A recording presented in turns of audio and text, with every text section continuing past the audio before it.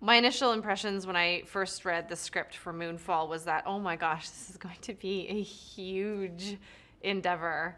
And I loved the script because not only did it have all the action and all the excitement of, an alien movie, but it also had the heart of, families trying to work out their problems and real problems of divorce and separation and alcoholism and all of these problems that was going to get in their way of figuring out who they really were, and how they can save the world. But at the end, they figure out how to work out their problems while saving the world.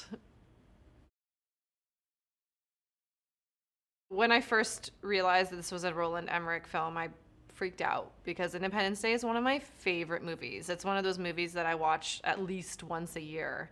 So when I found out it was a Roland Emmerich movie, I was super excited, but then really scared because I was really nervous.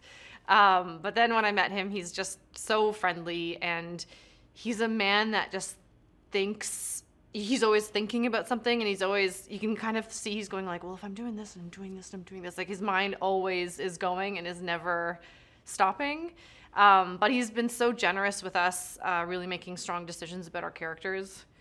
So that was a really fun aspect. I could really work with Michael Peña about what our relationship looked like, what our history looked like, and what kind of dynamic is in the household and stuff. And Roland was always really game about indulging us actors about creating our story and being able to make these like strong choices for ourselves. He gave us the meat and potatoes, and then we just piled on top of it. I play the character Brenda Lopez, who is married to Tom Lopez, played by Michael Peña, and the ex-wife of Patrick Wilson's character, Brian Harper. So originally she was married to Brian, and had Sunny as their child. The relationship didn't work out because Brian Harper was completely overcome by his failures at NASA, and she left and married Tom. She really struggles to maintain a balance between the two families. Brian really pulls her in another direction with Sunny. And Sunny, I don't think ever really forgave her for maybe leaving Brian. So she's got this son who's in anguish and these two really beautiful daughters from this new family, and she's trying to balance the two families, and her whole journey is to try and find harmony between the two families, and which I think that she does towards the end. When the first devastation happens in LA, when the big tidal wave comes in, Brenda knows that Sunny is stuck in LA. And that has happened so many times on our planet where there's been a natural disaster and families have been separated. And for me, that's what really drove the first part of the film for her, was her absolute not knowing what the right decision is. Do I go and do I try to get to LA and in any way possible, because flights are canceled, roads are blocked, or do I try and get my daughter safe so then I can go and rescue Sunny? And that's the whole thing that's tearing her apart, and also creates a lot of friction between her and Tom, because his plan is to get the girls, really to get them safe, but all she can think about is my son underwater? Is he alive? Is he dead? What's going on? So that whole first trajectory is the anguish of a family that's been separated and doesn't know if they're ever going to see each other again.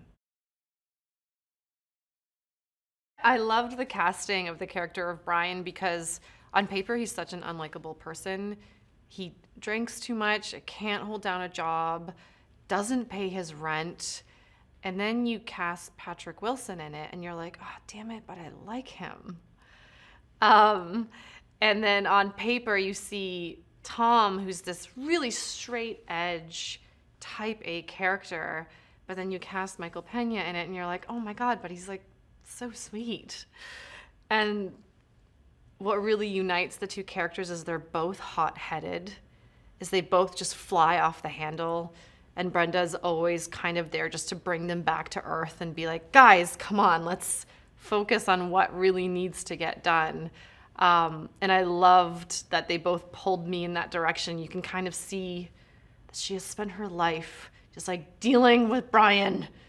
And now she's dealing with Tom, but at least he makes it easier for her. Sonny is a great character. I mean, he plays a young man who is quite frustrated in his life, and frustrated with his mom, frustrated with his dad, doesn't really know what to cling to.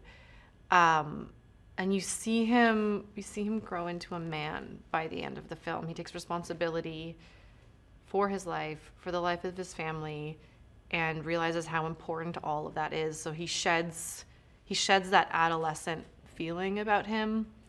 And by the end of the film, he becomes a man. I know that's a cheesy thing to say, but it's true.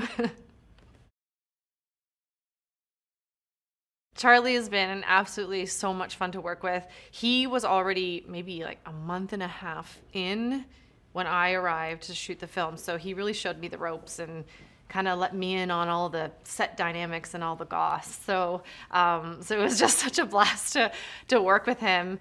And I keep looking at him and being like, you're so smart. You're so mature. You're 20. I'm like, wow, what a wonderful man that I get to work with and bounce ideas off of, and always so helpful on set and offering to be the eye line or throw you lines or, give you ideas. He's just such a gem to work with. Roland is absolutely a technical genius, and the strange thing about this film is that we've almost shot everything in a room. Like, we're in one room where we've shot car chase scenes, homes, workplaces. These incredibly intricate sets get built.